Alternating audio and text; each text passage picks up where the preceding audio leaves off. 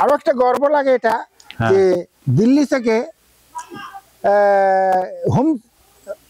Home minister নাকি home minister, হ্যাঁ হ্যাঁ ওই ওখান থেকে আর্মি মিলিটারি পাঠিয়ে দিয়েছে প্রশিক্ষণ ওদেরকে আমি দিয়েছি, ওদেরকে বাইক অ্যাম্বুলেন্স ফৌজিদের জন্য এখনো বানিয়েছে ওরা, এখন ওরা বানিয়েছে বাইক অ্যাম্বুলেন্স। এখানে ফৌজিরা ছিল 8 দিন ছিল।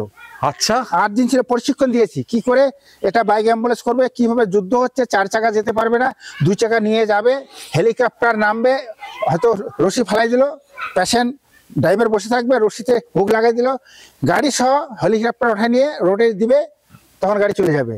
এইভাবে ট্রেনিং ফেনিং দেওয়া আছে। আরে সুরক্ষা মন্ত্রণালয় থেকে আসছে, সুরক্ষা মন্ত্রণালয়, হ্যাঁ ডিফেন্স মিনিস্ট্রি, হ্যাঁ ডিফেন্স থেকে আসছে। দিবাকর আর্মিটার নাম দিবাকর। আচ্ছা দিবাকর ওই আসে ট্রেনিং দিয়েছে। আমার মন শান্তি হয়েছে যে বাইক অ্যাম্বুলেন্স চালু করে কিছু আমি মানুষকে বুঝাইতে পারছি, বা দেশের সেবা মানুষের সেবা ওনারা করতে পারবে। করিমুল্লাহকে আমরা সংবর্ধনা দিয়েছিলাম মানে বদির হাত দিয়ে, আমার হাত দিয়ে, আমার এনাদের সংস্থা থেকে ট্রফি এনার হাত দিয়ে আমার দিয়েছে। আমি খুব গর্বিত যে আমার বউর হাতে একটা সংস্থার, হয়তো ওই টাইমটার মধ্যে ও ওনাদের লোক ছিল, আমাকে দিয়েছে। আমি প্রত্যেক সমাজে বলি বউ হলো বান্ধব। বউ এমন একটা জিনিস, লাস্ট বসে একজনের মেয়ে ছিল আমার বাড়িতে আসছে, আমার এখন বলতে গেলে বউ, আমার ছেলে আছে, আমার মেয়ে আছে, বিয়ে হয়ে গেছে, ওরা স্বামী নিয়ে কেউ থাকবে, কেউ বৌমা নিয়ে থাকবে, লাস্ট বয়সটা শেষ মুহূর্ত পর্যন্ত বউটার আমিয়ে থাকবো। এখন পর্যন্ত যদি আমার রাত্রে মশারি ফালাই দেয়, খাওয়া কি খাবো সেও জানে, আমার ইতিহাসটা পুরা জানে। এই শেষ বয়সে বউটাই আমার ধত্তাকর্তা সব কিছু। বউ এক সময় মা হয়, এক সময় বোন হয়, এক সময় বউ হয়। রাস্তা চলতে ফিরে কিন্তু বোন হবে। নিজের বউ হলে কি চুমু দিতে পারবে? পারবে না। ভাত দেওয়ার সময় মার আদরে দেয়, বউয়ের সময় থাকে। তা আমি ঈশ্বরের কাছে করি যে মা তো চলে গেছে প্রিয় একজন, কিন্তু মায়ের আত্মাটা মানে এর কাছে ঢুকছে, এ আমাকে প্রচণ্ড ভালোবাসে, আমার খোঁজ খবর সবসময় নিতেই থাকে, চলতেই থাকে। আমি চিন্তা করছি এ আমাকে এত ভালোবাসে কেন? কারণ আমি যদি, স্বামী যদি মাথার উপরে থাকে এর কোটি টাকা আছে, স্বামী যদি না থাকে 5 পয়সা মূল্য আছে, কত কথা শুনতে হবে তাকে। তাহলে স্বামীকে কি করতে হয়? যত্ন করতে হয়। ওর জন্য যত্ন করে, আমার জন্য না। তাহলে পদ্মশ্রীটা কার? আপনার না আপনার বউ? না, পদ্মশ্রীটা আমাকে দিয়েছে, ওকে ভাগ দিয়েছি। তোর আমার একটা গর্ব যে আমার স্বামীকে সারা পৃথিবী ভালোবাসে। না, সেখানে আপনারও অবদান আছে তো। আপনি যদি রাজি না হতেন তাহলে এটা না। শুনেন, আমরা যে পদ্মশ্রী পেয়েছি, এত বড় হয়েছে, আমার ক্রেডিট না। স্বামীজি বলছে হাতটা ধুয়ে দিচ্ছে ভগিনী নিবেদিতার। স্বামীজি ভগিনী নিবেদিতার হাতটা ধুয়ে দিচ্ছে। ভগিনী নিবেদিতা বলছে প্রভু আপনি কি করছেন, হাতটা জল দিচ্ছেন? শিষ্য না থাকলে তো আমি গুরু হতে পারতাম না। গরিব গুলা যদি আমি নিয়ে না যাইতাম তাহলে এত নাম হতো না। ক্রেডিট তো গরিব গুলার, অসহায় মানুষদের। গুড গুড গুড গুড, তাদের ক্রেডিটে আমি ক্রেডিট। দারুণ বলেছেন, দারুণ দারুণ। এই অ্যাম্বুলেন্সটা তো আপনাকে লায়ন্স ক্লাব থেকে দিয়েছে? হ্যাঁ, এটা আপনার নামে দিয়েছে? হ্যাঁ, এটা আমার সোসাইটির নামে আছে। হ্যাঁ, সোসাইটির নামে আছে। যে অ্যাম্বুলেন্স চলে, রানিং চলে। এটাতে আমি পাটনা নিয়ে যাই, কলকাতা নিয়ে যাই। এই গাড়ি কিন্তু পাটনা যায়। তাই? হ্যাঁ, কলকাতা যায় পেশেন্ট নিয়ে। গরিব দুস্থ পেশেন্ট, ওদিকে ভাড়া 25,000 30,000 টাকা নেয়। এখানে তো আমার শুধু তেলটা টুলো পড়ে রয়েছে, চলে না। অ্যাকচুয়ালি এইটা জানি না কারা আবেগ বিবেকের মধ্যে বাসছে। এর যে স্যালেঞ্জের পাইপটা আছে সেটা অর্ধেকটা, সাইলেন্সার পাইপ যেটা আছে সেটা অর্ধেকটা যে জয়েন করা থাকে না, মাঝখানে একটা ওই হ্যাঁ, মাঝখানেরটা চড়ে নিয়ে গেছে এখান থেকে। এই চড়ে সাইলেন্সার খুলে নিয়ে গেছে, সাইলেন্সার পাইপ চড়ে নিয়ে গেছে। হ্যাঁ, খুলে নিয়ে গেছে, এটা খবরও হয়েছে এটা। কিন্তু গাড়িটা বর্তমানে পড়ে আছে। এই স্যালেঞ্জের পাইপের দাম 75 থেকে 80,000 টাকা দাম। বলেন কি? হ্যাঁ, 75। ইকো গাড়ির স্যালেঞ্জের পাইপ অনেক জায়গায় চুরি হয়। তাই? ওই ইকো গাড়িটাই শুধু চুরি হয়। অন্য গাড়ি চুরি হবে না। মানে ওটা এত দাম বলে কি জানি কেমিক্যাল আছে, আমি তো এই জীবনে প্রথম শুনছি সাইলেন্সার পাইপ চুরি হয়। হ্যাঁ ওই কেমিক্যাল আছে ওটাতে, ওটা আমাকে শিলিগুড়ি থেকেও বলছিল। হ্যাঁ ওটা পলিউশন করার জন্য, BS4 করার জন্য ওটা লাগিয়েছিল। ওই চুরি গেছে, এখন কি করবো, কিনতে পারি না, গাড়িটা পড়ে আছে এখন। সেদিন একটা অ্যাক্সিডেন্ট, কলকাতা নিয়ে যাওয়ার কথা ছিল, এটা যায় যেতে পারলো না, কি করবো। এটা কি ড্রাইভার চালায়? আমার ছেলে চালায়, ড্রাইভার চালায়। আচ্ছা আচ্ছা আচ্ছা। শুধু কলকাতা নিয়ে গেলে ড্রাইভারের হাজিরিটা দেয়, হ্যাঁ, আর তেলটা দেয়, অনেক সস্তা হয়ে যায়। কিন্তু আপনার গাড়ির মেইনটেনেন্সও তো আছে না, সেটা লায়ন্স ক্লাব দেয়? না না, ওরা যারা গাড়িটা দিয়েছে তারপর ওদের না, সব আমাদেরই, সব মেইনটেনেন্স তো দেওয়া, আর ইন্স্যুরেন্স সব আমাকে করতে হয় মাঝে মধ্যে। কিন্তু ইন্স্যুরেন্স কিন্তু কি করবো, কি টাকা পয়সা নাই, একসাথে এগুলো করতেও পারি না। অনেক প্রচুর টাকা ট্যাক্স তো, ইন্স্যুরেন্স তো। হ্যাঁ প্রচুর, এগুলা বলতে গেলে মানুষ নিয়ে যায় ঠিকই, হ্যাঁ। আর বিশেষ করে গ্রামের লোক যখন অ্যাক্সিডেন্ট হয়ে যাচ্ছে সঙ্গে সঙ্গে যেহেতু অ্যাম্বুলেন্স ওখানে যাইতেই হবে, কে তেল দিয়ে পড়ে প্রশ্ন, পেশেন্টটাকে রোড থেকে নিয়ে যায়। 82,000 টাকা আমার ডিউ আছে তেলের, 82,000 টাকা শুধু তেলের দাম পাবে, শুধু অ্যাম্বুলেন্সের কেরিংয়ের জন্য। রোড অ্যাক্সিডেন্ট কোথায় কোথায় হয়েছে, পেশেন্ট গাড়ি অ্যাম্বুলেন্সে ফোন করতেছে, তোর অ্যাম্বুলেন্সটা পাঠাই আসছে, যদি না যাই পাবলিক নিশ্চয় অত্যাচার করবে, তোর অ্যাম্বুলেন্স কেন গেল না। তো উপকার করতে গিয়ে আপনি বিপদে পড়ে গেলেন। তো একজন আমি এই 82,000 টাকা তেলে পাবে, এখনো ডিউ আছে পুনিয়ার পেট্রোল পাম্পে। মাই গড। আচ্ছা, আপনি কনবানেগা করোড়পতিতেও তো গেছিলেন? হ্যাঁ, কনবানেগা করোড়পতিতে গেছিলাম। আচ্ছা, সেখানে কি আপনাকে ডেকে নিয়েছিল? অ্যাকচুয়ালি ওনারা 3-4 বার আমাকে ফোন করছিল, হ্যাঁ, আমি এগুলো বুঝতে পারি নাই, পাত্তাই দিইনি। লাস্ট যখন একদিন বিহারে গেলাম কোনো এক অনুষ্ঠানের মাধ্যমে, রাস্তায় ফোন করতেছে, তা আমার সাথে যে বন্ধুটা ছিল ওকে আমি বললাম যে এই লোকটা বলতেছে কনবানেগা করোড়পতি, মিথ্যা না ফালতু, ওগুলো অনেকে ফালতু বলে না। তার দেখি আমাকে মোবাইলটা কথা বললো, কথাটা বলতেছে তোর তো অমিতাভ বচ্চন ডাকতেছে তোকে কনবানেগা করোড়পতিতে, তাহলে ও কী করে যাইতে হবে, কী করতে হবে দেখতো। ও সব জিজ্ঞাসা টিজ্ঞাসা করে নিল, সব ফাইনাল কিছু করে নিল, তারপর ও ঠিকঠাক করে দিল যে তোমাকে এই ডেটে যাইতে হবে, সব গাড়ি ভাড়া টাড়ি ভাড়া সব কিছু ওরা দিবে, তোকে আধার কার্ড সব পাঠাইতে হবে। আমি সব পাঠাইলাম, আমি পাঠার পরে আমার ডেট হইলো, আমি আমার ছেলে গেছিলাম কনবানেগা করোড়পতিতে। তো হোটেলে গিয়েছিলাম, যে হোটেলগুলো দিয়েছে ওই হোটেলে আমরা খাই না, ওগুলা বড় হোটেল তো, আর আলমারিটার মধ্যে দারুর বোতল কত কি রাখছে ভর্তি করে করে। তো আমার ছেলেকে বলছে এটা তো হোটেল ঠিকই, কিন্তু দারু টারু দিয়ে ভর্তি হয়েছে। তা আমার ছেলে ওরা হোটেল থেকে যেটা খাওয়া দিল খাইলো, আমি খাইতে পারলাম না, ওদের তরকারি করে ভালো লাগে না। তো আমি সাদা ভাত একটু খাইলাম, আর তরকারি লাগে খাওয়া যায় না। তো আমি একজনকে ডাক দিলাম মুম্বাইতে। তো ওই দিনে আর কি কনবানেগা করোড়পতি, ওই দিনে আমাদের খেলা হবে, আমি গেলাম, আমার সাথে ছিল সোনু সুদ। আচ্ছা। আর একজন ছিল ছেলে, আমরা দুজন মিলে খেলবো একটাতেই, ওটা ছেলেটা কৃত্রিম হাত তৈরি করে। प्रशांत गाड़े एक इंजीनियरिंग स्टूडेंट जो कुछ बनाना चाहते थे, एक आधुनिक प्रोस्थेटिक हैंड बनाने में अपने आप को समर्पित कर दिया। जिसका परिणाम ये हुआ कि कई दिव्यांग भाई बहनों को इनके इस प्रयास से ऐसी राहत मिली जिसके बारे में उन्होंने कल्पना भी नहीं की थी। मेरे लिए वो नंबर बड़ी बात नहीं, शायद वो 2,500 स्माइल्स मेरे लिए काफी बड़ी है। সোনু সুদকে আমি পাই খুব খুশি হইলাম। তারপর সোনু সুদকে বললাম যে তুমি তো একটা বাড়ি বানিয়ে দিছো আমাদের নাগরাকাটায়। হ্যাঁ হ্যাঁ হ্যাঁ। ও আবার বললো যে ওটা ওখানে বলিস তাহলে। ঠিক আছে। তারপর ঢুকলাম, অমিতাভ বচ্চনকে পাইলাম।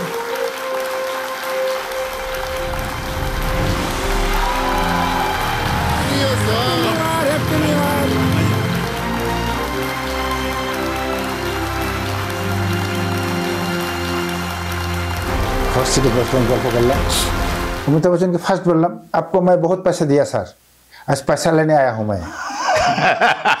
अरे हाँ, लास्ट में 75 पैसा था, सिर्फ 75 पैसा, वो भी आपको दे के जेल से छुट्टी कराया, लेकिन मैं एडवोकेट लाया बिहार से। कैसे रे करीमुल तुम दोस्ताना फिल्म देखा? हाँ सर, दोस्ताना फिल्म देखा। शत्रुघ्न सिन्हा से खूब खुशी, तখন ওর সাথে খুব ইয়ার্কি মারছি খুব।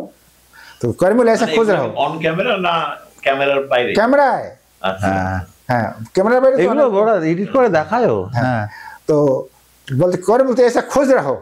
तो देवी और सज्जनों, आज हमारे मंच पर करीमुल हक जी और सोनू, आपको भी बहुत बहुत स्वागत। आपका ফার্স্টে আমাকে বললো, আমি যেহেতু লেখাপড়া জানি না, ওরা জানে যে লেখাপড়া জানে না, আমাকে ফার্স্ট দেখাইলো মাছ, 4টা মাছ দেখাইলো, রুই, কাতলা, মির্গে, চিংড়ি মাছ। তো আমাকে বলছে কোনটা মাছরি নেই হ্যাঁ? তাই আমি বললাম এই চিংড়ি মাছরি নেই, মাছরি নেই হ্যাঁ, এটা পোকা হ্যাঁ। হ্যাঁ ঠিক বলা রেস্টুরেন্ট। তারপর দেখালো আমাদের রয়্যাল বেঙ্গল টাइगर बाग। बोले ये कहाँ का है? बोले हम लोग का है, हम लोग का है। सोनू से बोलते इनका है तो हम लोग इनका है, बंगाल का है। खोजाइलो तारपर बोललो पुतुल नाच, कठपुतली वेस्ट बंगाल के अंदर पुतुल नाच। हाँ पुतुल नाच, पक्का ठीक है, बताइए आप भी क्या करें? पुतुल नाच। पुतुल नाच बोल दीजिए, इसको लॉक करें। डी पुतुल नाच को लॉक कीजिए। डी पुतुल नाच को लॉक कीजिए। डी को लॉक कीजिए। सही जवाब दिया है आपने, वाह क्या बात है। তাই 6 নম্বর পর্যন্ত খেলছি। আচ্ছা আচ্ছা 6 নম্বর খেললাম। তারপর আমার পার্টনার যে ছিল ও 6 নম্বর খেলছে 12। কত টাকা পেয়েছিলেন ওখান থেকে 25 লাখ দুইজনে, 12.5 লাখ করে। আর সুধা মূর্তির সাথে কথা বলাই দিল। হ্যাঁ हाँ तो बोले करमल जी बहुत अच्छा लगता है आपका काम। मैम नमस्कार, तो ठीक है तुमको 10 लाख मैं देता हूँ। আমাকে 10 লাখ দিল, ওকে 10 লাখ দিয়েছে। আচ্ছা তো আমার দুইটাই মিলে 22 লাখ হয়েছে। বাহ, মানে ওখানে কি 22 লাখ টাকা পেয়েছেন আপনি? সুধামূর্তি 10 লাখ আর 12.5 করে। তারপর তো ট্যাক্স কেটে পয়সা পেলেন নাকি? ট্যাক্স 3.5 লাখ কাটছে, ওইটা সুধামূর্তিটা ট্যাক্স দিয়ে দিছে। আচ্ছা আচ্ছা। নেহা কাকার ওখানেও গেছিলাম। এই জিনিসটা যে আমাকে নিয়ে যাচ্ছে, আমি একটা জিনিস বুঝি না। আমার বাড়িতে জার্মানি থেকে চ্যানেল আসছে, আল জাজিরা চ্যানেল আসছে, বিভিন্ন দেশের চ্যানেলগুলো আসে, ডিসকভারি চ্যানেলগুলো আসছে। তাই বলছি এই যে আসছে এটার কারণটা কি? একটাই জিনিস, যে আমি কাজটা করতে সেটা মানে চাহিদা কখন হয় যখন জিনিসের খুব কম পড়ে। আমার কাজটার কি মানে খুব লোক কম করতেছে নাকি? তার ভীষণ কম। তো এই জন্য আমার সেবামূলক কাজ তো প্রায় উঠে গেছে। আর কিছু লোক আছে যারা পয়সাটা করে, পয়সা মানে দেখানোর জন্য করে। আমি চাচ্ছি এই সেবামূলক, কিন্তু আপনি নিজের শ্রম দিয়ে দেখেন আপনার কাজটা। আমি কেন এলাম আপনার কাছে? আপনি লোকের উপকারটা করেন না খেয়ে। আপনার যদি এই যে মার জন্য 500 টাকা পেট্রোল আপনি ভরেনি, হ্যাঁ, আর ধরুন এই যে আপনি অন্য জায়গায় কাজ করলে রোজগার করতেন, তো আপনি 3টে অবধি হসপিটাল ঘুরে টুরে এলেন, তো এই টাকাটাও গেল, শ্রমটা তো যাচ্ছেই। ওইটা আপনি কাজ করলে তো কিছু টাকা কামাতেন। তো আপনার টাকা খরচ করে আপনি মানুষের সেবা করছেন। এটা কিন্তু লোকেরা আজকে যত বড় বড় এনজিও আছে, তার সব যারা এনজিও হেড তারা কিন্তু মাইনে পায় ভালো ভালো টাকা। বুঝতে পারছেন? ধরুন আপনি বললেন এই আমি 10 লাখ টাকা পেয়েছি, তো মাইনেতেই তো 5 লাখ চলে যাবে, আর 4 লাখ 5 লাখ টাকা ঘর দিয়েছি উপরে। আপনি কি করেছেন? আপনি তো পুরোটাই লাগিয়েছেন। আমি তো বলছি আপনি যেটা করেছেন পুরোটাই করেছেন। আমার বিবেককে আমি নিজেকে প্রশ্ন করি, একটা হাতি 2.5 কুইন্টাল 2 কুইন্টাল খায় ডেলি, খায় হাতিগুলা। অনেক রকম জীব জন্তুর প্রচুর আছে পৃথিবীর মধ্যে, তাদের ব্যাংক ব্যালেন্স নেই, তাদের কৃষি নেই, তাদের কোনো ফান্ড নেই, তারা কিন্তু বাচ্চা হচ্ছে, খাচ্ছে, জীবিত আছে। একটা মানুষ 250 গ্রামের চালের ভাত খাইতে আমাদের মধ্যে মানব জাতির মধ্যে 4টা লোককে খুন করে, মার্ডার করে, ঠকায় খায় কি? আবার যেটা সংগ্রহ করে রাখছি এমন দিন আসে সেটা আমার খরচা করার মতো হিম্মত থাকে না। তাই আমি মনে করি যে জীবজন্তুগুলো যদি বেঁচে খেয়ে থাকতে পারে, আমার সুপুত্র হলে করে খাবে, কুপুত্র হলে কোটি টাকা দিয়েও লাভ নেই। ছেলেকে বলছি যে তোমরা জন্য আমি কোনো ব্যাংক ব্যালেন্স রাখবো না।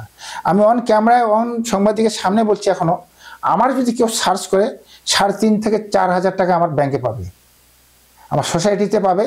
এখন পর্যন্ত 2 থেকে 2.5 হাজার টাকা সোসাইটিতে, আমার সোসাইটিতে। আমি যদি মারা যাই, আমার মডার্নের কাপড় ছেড়ে কারোর কাছে টাকা নিয়ে আমাকে দাপন করতে হবে। শ্রাদ্ধ করলে মানুষের কাছে নিতে হবে।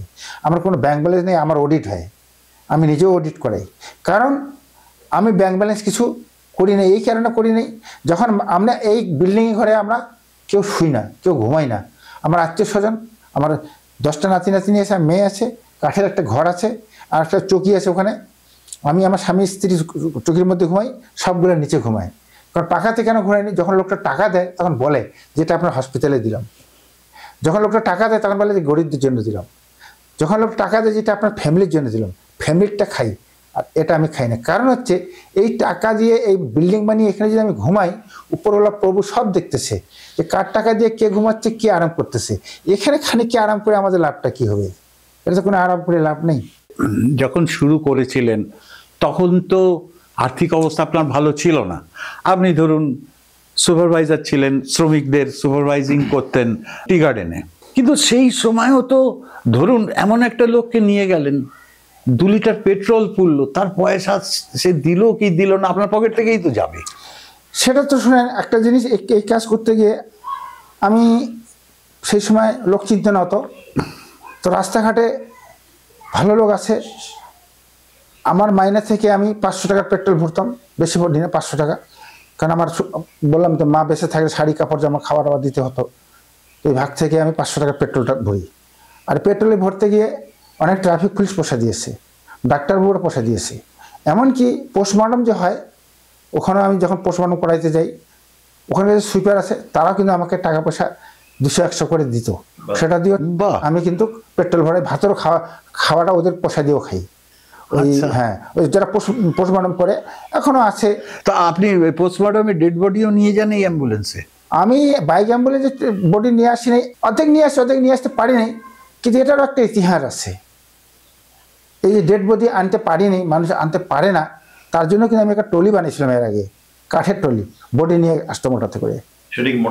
মোটরসাইকেলের পিছনে আমি ট্রলি বানিয়েছিলাম। ও, মোটরসাইকেলের পিছনে ট্রলি বানিয়েছিলাম। হ্যাঁ হ্যাঁ, এই দেখেন ডেড বডি, এটাতে আমি ক্লিন করতাম। ওরে সাবাস।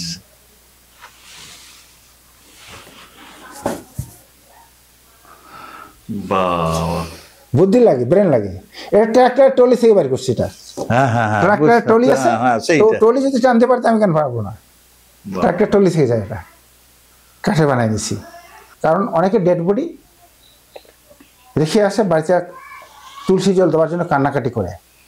একদিন আমি ভাত খাইতেছি, ভাতটা শুধু খাবো বসবো, এমন সময় একটা ফোন আসলো, করিমুল তুমি কোথায়?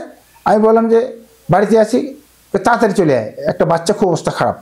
আমি ভাতটা 2 চামচ মুখে দিয়েছি, চামচ দিয়ে খেতেছিলাম, তখন আমার বউকে বললাম আমার ভাতটা খাবো না, চলে যাবো, বাধা পড়ছে আমার।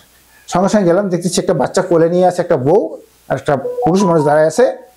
আমার পকেটে টাকা ছিল না, ওষুধের দোকান আছে আমাদের ক্রান্তি হসপিটালের ওখানে, কল্যাণ রায়, ও ডাকছিল। সঙ্গে সঙ্গে যাওয়ার মাত্রই বউটা পিছনে বসলো আর স্বামীটা সামনে বসলো বাচ্চাটাকে নিয়ে কোলে, আর আমি চালাইতেছি। ওই কল্যাণ 100 টাকা দিয়েছে তেল ভরার জন্য, আমি নিয়ে গেলাম তিস্তা ব্রিজের ওখানে গেলাম। বলে বাচ্চাটা কীরকম আছে? বলে আপনি গাড়িটা চালান তাড়াতাড়ি, বাচ্চা ঠিকই আছে। কিন্তু বাড়ি যখন আমি গেলাম, যখন হসপিটালে, বাচ্চা যখন হসপিটালে ঢোকার পর টেবিলে রাখলাম, ডাক্তার বলছে ওদের মা বাবাকে বল তোমরা বাইরে যাও। ওরা বাইরে গেলো, আমি ছিলাম, দেখতেছি বাচ্চাটা মরে গেছে। অর্থাৎ বাচ্চাটা শেষ অবস্থায় আমি নিয়ে গেছি, বাচ্চাটা মরে গেছে। বাচ্চাটার বয়স বেশি ছিল না, ওটা এই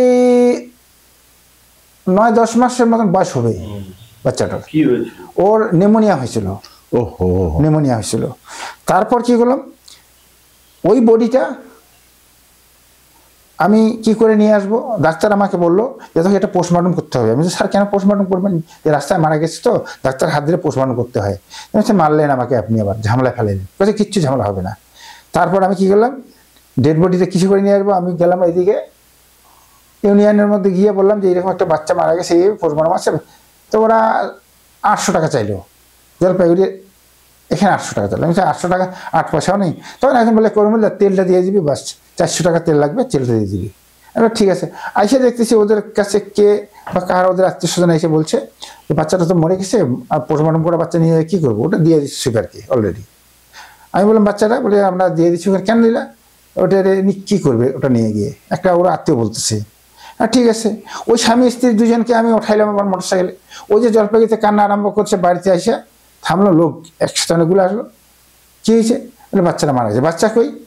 বাচ্চাটা দিয়ে আসছে। তখন বাড়ির লোক কান্নাকাটি, কেন মরা বাচ্চাটাকে কেন নিয়ে আসলেন না? মরা বাচ্চাটাকে কেন নিয়ে আসলেন? এরা বাচ্চাটা দিচ্ছে এই কারণে দিচ্ছে যে আমাদের কাছে টাকা পয়সা নাই, গাড়ি ভাড়া নাই, তার জন্য বাচ্চাটাকে ওখানে দিয়ে আসছে। আমি অতটুকু জানতাম না। তো ওই তখন থেকে আমার একটা শিক্ষা পাইলাম যে কারো বডি রাখি আসা যাবে না বাড়িতে। কম থেকে মারলে একটা জিনিস আমি দেখলাম, কেরালায় বাচ্চার ছেলেটা মারা গেছে, কেরালায় ওর মাটাকে পয়সা পাঠিত। মানে এখানকার ছেলে কেরালায় মারা গেছে? কেরালায় মারা গেছে, ওর মাটাকে পয়সা পাঠিয়েছে ব্যাংকে। ছেলে যে মারা গেছে, মা এখনো ব্যাংকে গিয়ে পয়সার জন্য যায় ব্যাংকে। ব্যাংকের ম্যানেজার 200 টাকা করে দিত আগে, 500। ও মা ও বিশ্বাসই হয় না। তো চোখটা হলো সত্য, কানটা হলো মিথ্যা, এই 6 আঙ্গুল, সত্যর মিথ্যা দেখবেন 6 আঙ্গুল, বেশি দূর না। কেউ বলছে অ্যাক্সিডেন্ট হয়েছে, হাত ভাঙছে, কেউ বলছে পা ভাঙছে, কেউ টেরা হয়েছে, সেটা কানে শোনা, চোখ দিয়ে দেখলেন ও এটা সত্য। তো সত্যর মিথ্যা মাত্র মানুষের 6 আঙ্গুল ডিফেক্ট, বেশি দূর না, দেখবেন মাপবেন 6 আঙ্গুল। এটা হলো মিথ্যা, এটা হলো সত্য। চোখ দিয়ে যেটা দেখে সেটা হলো সবচেয়ে বড় জিনিস।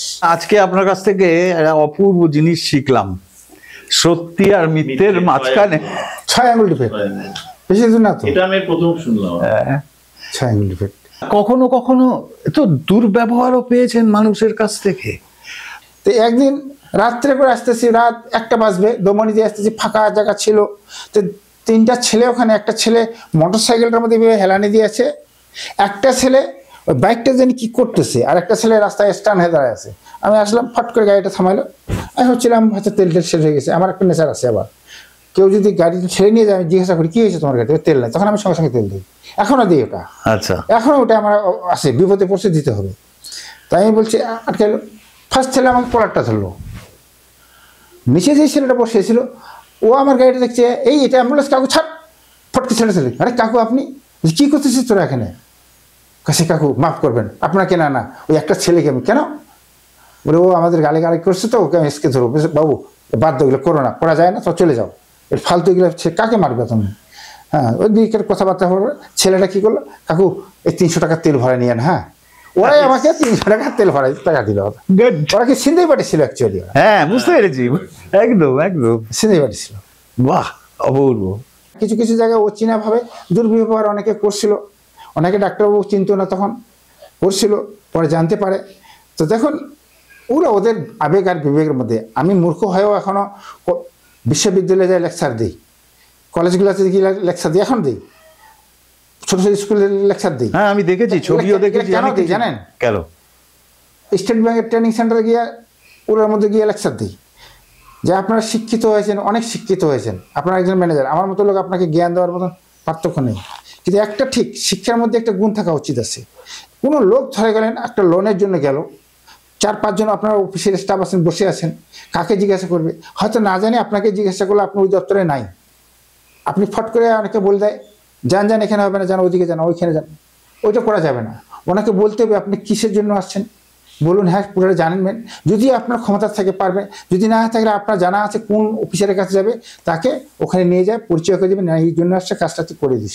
এটা হলো মানবতার জ্ঞান। আর যদি আপনি যদি ধরেন যান এই টেবিলটা ওইখানে যান, যান, এই যে ব্যবহারটা, দুর্ব্যবহারটা, এটা কিন্তু আপনার শিক্ষাও পড়ে না, আর আপনার চাকরিতে যাবেন। আপনি যেখানে চাকরি করেন ওটা মন্দির, আপনার চাকরি করেন ঘরটা মন্দির, আপনার কাস্টমার হলে দেবতা হইলে কাস্টমারগুলা, যেটা আপনি বেতন পান সেটা আপনার প্রসাদ। তা সেই দেবতাকে যদি আপনার দুর্ব্যবহার করেন তাহলে আপনার কি ঠিক থাকবে? কাজেই মানুষ ব্যবহারের দিকে, রাইট, একদম সঠিক কথা বলেছেন, সঠিক ব্যবহারটা হলো সবচেয়ে সঠিক কথা বলেছেন। এই জেনারেটরটা হলো যে ইন্ডিয়ান অয়েল কোম্পানি আমাকে দিয়েছে। অ্যাকচুয়ালি ওদের আমি ব্র্যান্ড অ্যাম্বাসাডার ছিলাম 1 বছরের জন্য। SP95 যে তেলটা আছে সেটারই ওনার যে মানে ইন্ডিয়ান অয়েল কোম্পানির উনি বড় কর্ণধার ছিলেন উনি। ওটা দিল্লি না বোম্বাইতে উনি থাকেন। তো কোনো একটা প্রোগ্রামে আমাকে নিয়ে গিয়েছিল মাদারিহাটের একটা পেট্রোল পাম্পে, ওদের টয়লেট যে থাকে প্রত্যেকটা, হ্যাঁ ওটা উদ্বোধনে গেছিলাম। তো আমি তখনই বলছিলাম স্যার আমাকে একটু জেনারেটর দিজিয়ে। হ্যাঁ, তা আমি ব্র্যান্ড অ্যাম্বাসাডারের কোনো টাকা নেইনি, টাকা না নিয়ে আমি ওই এইটা নিয়েছি। অ্যাকচুয়ালি কিন্তু এটা ইন্ডিয়ান অয়েল থেকে দিয়েছে ওরা ব্র্যান্ড অ্যাম্বাসাডার হওয়াতে। আপনি বলেছিলেন যে আমার, হ্যাঁ হ্যাঁ হ্যাঁ, আমাকে টাকা লাগবে না, এটা অনেক সুবিধা, অনেক সুবিধা, কারণ আমি এটা কিনতে পারতাম না। ওখানে ওরা ভাগ্যে আমাকে ব্র্যান্ড অ্যাম্বাসাডার বানিয়েছিল। এটাও এই অ্যাম্বুলেন্সটা চালু? হ্যাঁ, এটা চালু আছে। এই অ্যাম্বুলেন্সটা দিয়েছে ইউনিয়ন ব্যাংক। ইউনিয়ন ব্যাংক দিয়েছিল। ওদের 100 বছর পূর্তি অনুষ্ঠান ছিল শিলিগুড়িতে, সেখানে আমাকে ডাকছিল, চিফ গেস্ট হিসেবে গিয়েছিলাম। তখন আমি বলছিলাম যে আমাকে একটা অ্যাম্বুলেন্স দিলে ভালো হয়, কারণ এখানে অনেক অনেক জায়গা আছে, এমন এমন জায়গায় একটা গাড়ি গেল আর একটা 2টা অ্যাক্সিডেন্ট হলো, অসুস্থ হয়। তখন ওরা ইউনিয়ন ব্যাংক থেকে এটা আমাকে গিফট দিছে সোসাইটির নামে। বাহ, এখনো চলছে, এটা রানিং আছে। আর এই গাড়িটা কি? এইটা গাড়ি একটা শিলিগুড়ি দাদার গাড়ি। তো উনি বললো করিমুল আমার গাড়িটা তো এটা ইয়ে হয়ে গেছে, পুরোনো হয়ে গেছে, তো তুই যদি এটা নিয়ে যায় কোনো সেবামূলক কাজে লাগাইতে পারিস খুব ভালো হয়। এটা অ্যাম্বুলেন্স করবেন? এটা আমি অ্যাম্বুলেন্স না, এটা অ্যাম্বুলেন্সে থাকবে। অ্যাকচুয়ালি আমাদের এখানে যে ডেড বডি কতগুলো হয়, যেমন অ্যাক্সিডেন্ট ফ্যাক্সিডেন্ট গুলো লেফড়া ফেফড়া হয়ে যায়, বুঝলেন তো, ওগুলো তুলতে মানুষের তখন অন্য অন্য অ্যাম্বুলেন্সে উঠতে দ্বিধাবোধ করে, ভালো অ্যাম্বুলেন্স গুলোতে। তো আমি এটা ডেড বডি ক্যারিং করার জন্য এই গাড়িটা বানাবো। তো এটাতে আমি গাড়ি যেহেতু লম্বা আছে এটা, বুঝলেন, হ্যাঁ লম্বা আছে ওই পর্যন্ত আছে, আরামসে একটা বক্স বানাবো এখানে, বক্স বানিয়ে ডেড বডি ফ্রিজের মধ্যে থাকবে, হ্যাঁ সাইডে লোকও বসবে।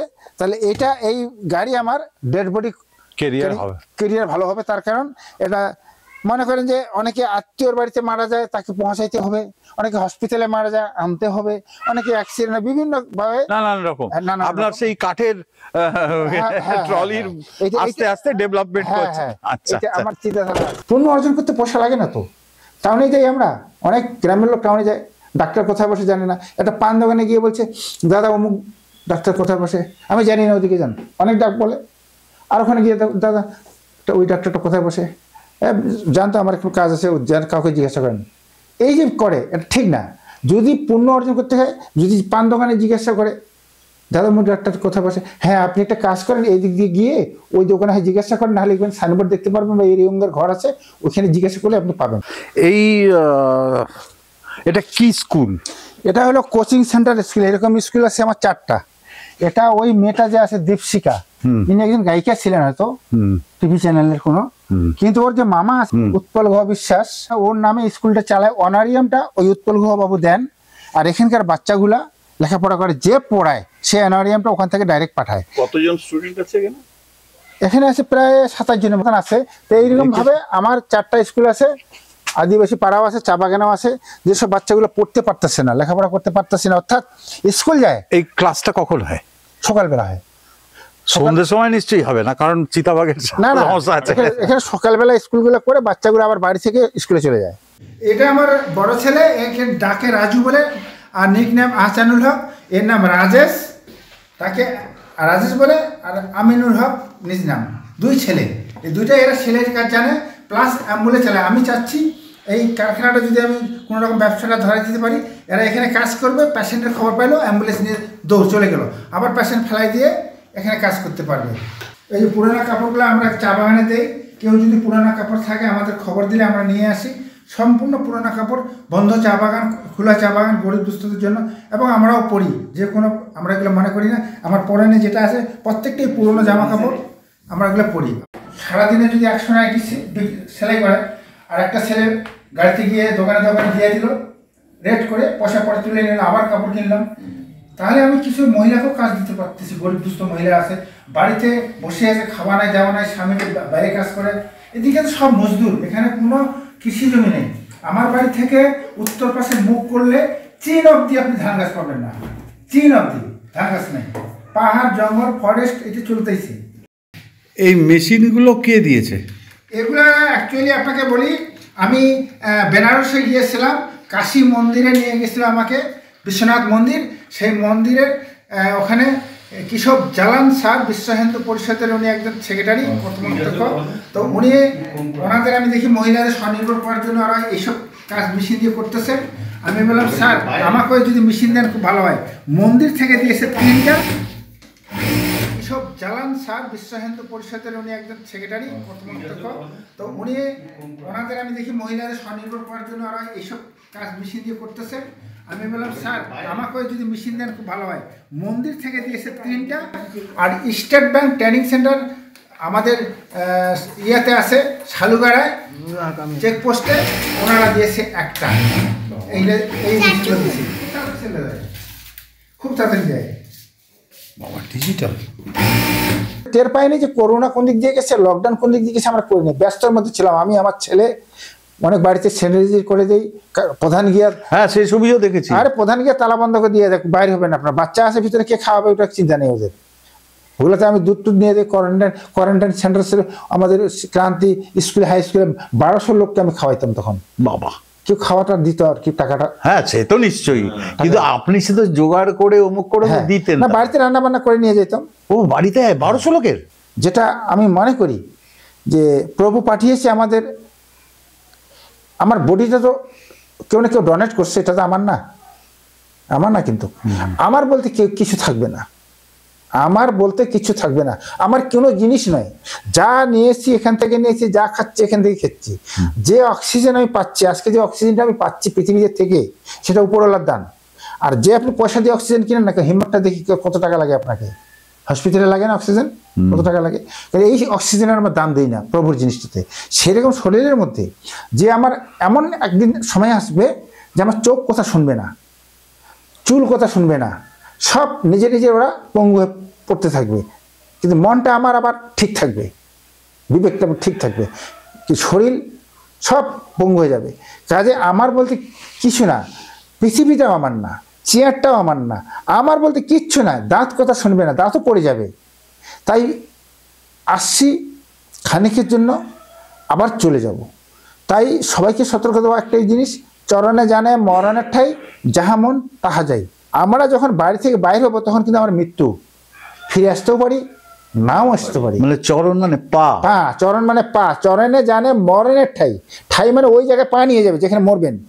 হাত নিয়ে যাবে না, চোখ নিয়ে যাবে না, কান নিয়ে যাবে না, পাটা ঠিক ওই জায়গায় নিয়ে যাবে। আপনার মৃত্যুটা কোথায় হবে? আপনি হেঁটে যেতে পারেন, বাসে যেতে পারেন, আপনাকে পৌঁছাবে পা।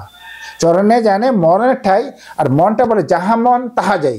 মন তো সব জায়গায় উড়ে যাচ্ছে। এটা হলো শাস্ত্রেরই কথা এগুলো। আমি আমার ছেলে কলকাতা যাচ্ছি, জলপাইগুড়ি হসপিটালের সামনে যুবতী মেয়ে একটা, শরীরে একদম নোংরা, ল্যাংটা মেয়েটা দেওয়ালের মধ্যে এইভাবে লুকায় আছে। তা আমি যাচ্ছি, আমার ছেলে পিছনে আছে। আমি বললাম, আমার ছেলেকে বললাম, বেটা মেয়েটা তো ল্যাংটা আছে এর কাছে। হ্যাঁ ল্যাংটা আছে। আমি বললাম ব্যাগটা ধরতো। ও ব্যাগটা ধরলো, দৌড়ে গিয়ে দেখতেছি কিছুদিন গিয়ে নাইটি টাঙ্গানো আছে। আমি নাইটির দাম কত? বললো 80 টাকা। হ্যাঁ, আমি বলি আমি দিচ্ছি, দিয়ে নাইটিটা নিয়ে দৌড়ে আসলাম ওই পাগলটার কাছে, মেয়েটার কাছে। মেয়েটাকে আমি নাইটিটা পড়াইলাম, ও ঠিকই হাত দিয়ে পড়লো, পড়ে সঙ্গে সঙ্গে দাঁড়াইলো, হাসতে হাসতে মেয়েটা উঠে চলে গেল। তা আমি তখন মানুষকে বললাম যে এত মানুষ চলাচল করে এই রাস্তাটা দিয়ে, একটা মেয়ে ল্যাংটায় আছে, তাদেরকে আবেগ বিবেকে একটু বাঁধলো না যে একটা জামা পরাই দিই? পড়াই দেওয়ার সাথে সাথে মেয়েটা উঠে চলে গেল হাসতে হাসতে। লোকগুলো আমাকে বলছে যে আপনি পড়াই দিলেন? হ্যাঁ, কি হয়েছে তাতে? এটা মানুষের মধ্যে আবেগ নেই। ধরেন হোটেলে ভাত খেতে যাচ্ছে, আপনি ভাবছেন যে আমি হোটেলে যাবো, মাছ মাংস দিয়ে খাবো, আপনার চিন্তাধারা সেটা ছিল যে যাই হোটেলে খাবো।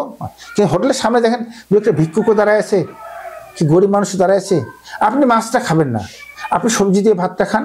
আর হোটেলে বলুন ওখানে 1 প্লেট ভাত দাও, সবজি দিয়ে ওকে দাও, মাছটা খায়। সেইখানে আপনার মুখটা হলো শ্মশানের দরজা, শ্মশান ঘাট আছে না, শ্মশান ঘাটের দরজা। এইটুকুর মধ্যে যা হবে হবে, ভিতরে এখান থেকে যখন চলে গেল আপনি কি খাইলেন টের পাইলেন না। কাজেই মাছটা না খাইলে চলবে, ওই ভাতটা যে ওকে খাওয়ালেন, ভাতটা খেয়ে ওরা আত্মা শান্তি হইলো। আপনার 14 পুরুষ মরে গেছে, তারও আত্মা শান্তি হবে। ভাতটা খেয়ে কিন্তু বিল্ডিং দিবে না। আর আপনারা যে মাছটা খেয়ে ক্ষতি হবে তাও না। কাজে বিবেক বাঁচতে হবে। ক্ষুধার্ত লোক কেউ আসে নাকি? মানুষকে আপনি টাকা দেন, আমাকে আরও টাকা দেন, আরও টাকা দেন, আরও বাড়ি দেন, আরও গাড়ি দেন, আমার আত্মা শান্তি হবে না। যখন ভাত খাওয়াইতে বলবেন, ভাত খাওয়াই গেছে 1 প্লেট ভাত দেবেন, তখন হাত জোর করবে, দাদা আর দিবেন না। আমার বয়স 61-62 চলছে, আমি কিন্তু হিউম্যানিটি পাওয়ার, কিন্তু আমার নাচ গান ড্যান্স আমি সবসময় ফুর্তিতে থাকি। কিন্তু আমি এক জায়গায় আমি আটকে গিয়েছি, যেহেতু আমাকে দেশের পদ্মশ্রী অ্যাওয়ার্ড দিয়েছে। এই পদ্মশ্রী অ্যাওয়ার্ড সম্মান রাখতে গিয়ে আমি অনেক জায়গায় মানে আনন্দ ফুর্তিটা আমি করতে পারতেছি না, এই কারণে যে তার একটা মর্যাদা আছে, দেশের একটা মর্যাদা আছে।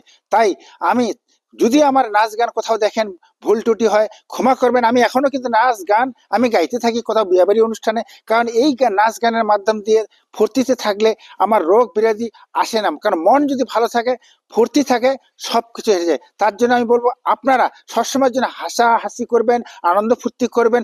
আপনারাও আমার মতন নিশ্চয়ই ভালো থাকবেন। আমার 62 বছর বয়স হচ্ছে, জানি না প্রভু আল্লাহ গড কেন আমাকে এখনো বৃদ্ধার মতন করে নেই। আমি কিন্তু খুব ফুর্তি আছি, এখনো আপনারা আশীর্বাদ করবেন। আমি এই ফুর্তিতে করে নাচ গান ড্যান্স আমি করতেই থাকবো, আনন্দ করতে থাকবো। দুস্থ মানুষের এই পরিষেবা আমার চলতেই থাকবে আপনাদের আশীর্বাদে। নমস্কার। আপনাদের একটা লাইক আর সাবস্ক্রাইব আমাদের পথ চলার পাথেয় হবে।